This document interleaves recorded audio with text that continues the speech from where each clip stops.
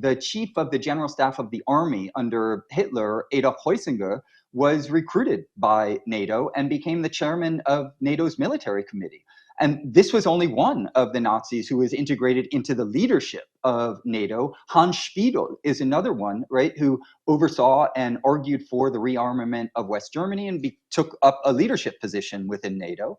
And another very important part of this history, Brian, is Operation Gladio. And that was the set of secret stay-behind armies that were established by NATO in all NATO countries, including 4 neutral countries, that were stocked with fascists and Nazis. And the role of these stay-behind armies was purportedly that if the Soviet Union decided to move westward, these fascist militias would run sabotage campaigns and terror campaigns against the Soviet troops. That didn't happen, of course. So what did they do? Instead, they were activated in the strategy of tension in the 1960s and 1970s and began committing acts of terrorism against the civilian population that were blamed on socialists and communists in what's called, the strategy of tension, meaning the strategy of trying to hoodwink the civilian population into supporting law and order governments and an anti-communist orientation that had many, many leftists who were innocent arrested, slandered, and other such things.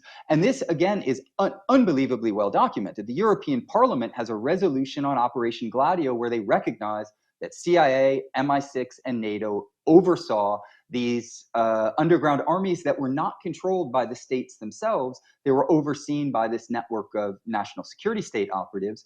In fact, I would encourage as well your listeners and viewers to check out, there's a documentary film, I believe it's on BBC, and it's available on YouTube, where they have interviews with some of the fascists who committed these acts of terror, including Vincenzo Vinciguerra, who explains in great detail how important it was as a fascist to kill children and women in these acts of terrorism and to blame it all on communists so that, the psychological warfare would kind of parallel the terrorist warfare. And again, this was all overseen by NATO, right? Really important history for all of us to know.